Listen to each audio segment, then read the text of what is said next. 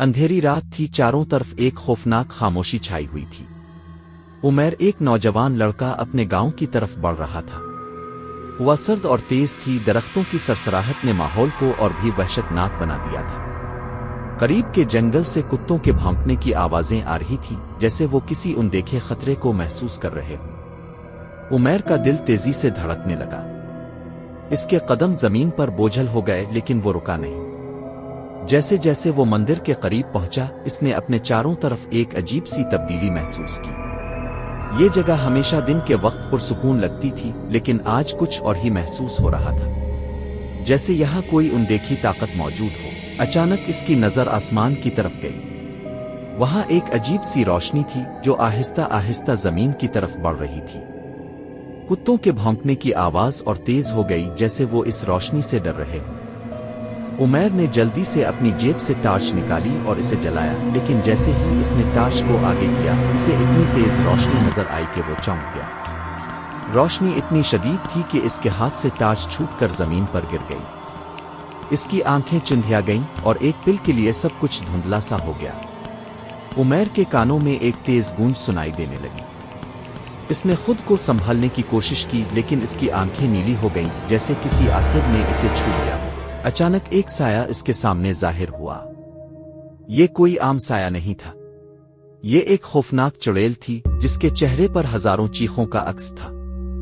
اس کے بال بکھرے ہوئے تھے، آنکھیں خون کی طرح لال، اور اس کے ہاتھوں میں ناخن نوکیلے اور کالے تھے۔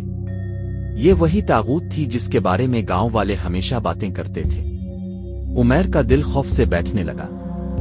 اس کی زبان بند ہو گئی اور وہ ایک قدم بھی نہ ہلا سکا۔ چڑیل نے ایک بھیانک قہقہا لگایا، جس سے فضا اور بھی دہشت ناک ہو گئی۔ تم نے بہت بڑی غلطی کی ہے یہاں آ کر، اس نے غراتے ہوئے کہا۔ عمیر نے اپنی جیب میں ہاتھ ڈالا جہاں اس کی ماں نے اسے ایک چھوٹا سا قرآن دیا تھا۔ اس کی ماں نے ہمیشہ کہا تھا کہ اللہ کا کلام سب سے بڑی حفاظت ہے۔ اس کے کانوں میں اس کی ماں کی آواز گونجی، جب کبھی خوف محسوس کرو آیت الکرسی پڑھو۔ عمیر نے کانپتے ہوئے اپنے ہونٹوں سے آیت الکرسی کی تلاوت شروع کر دی۔ بسم اللہ الرحمن الرحیم، اللہ لا الہ الا هو الحی القیوم۔ بیل چیخی، اس کی آواز ایک بھیانک شور میں تبدیل ہو گئی۔ نہیں، یہ طاقت میری نہیں ہو سکتی، اس نے چیختے ہوئے کہا، لیکن عمیر نے پڑھائی جاری رکھی۔ آیت الکرسی کی طاقت نے اس چڑیل کو پیچھے دھکیلنا شروع کر دیا۔ اس کے جسم سے دھواں نکلنے لگا اور وہ زمین پر گر کر تڑپنے لگی۔ روشنی اور بھی تیز ہو گئی اور چند لمحوں میں چڑیل کا سایہ غائب ہو گیا۔ عمیر کے ارد گرد سکون پھیل گیا۔ اس کی آنکھوں کی نیلاہٹ ختم ہو گئی اور اس نے ایک گہرا سانس لیا۔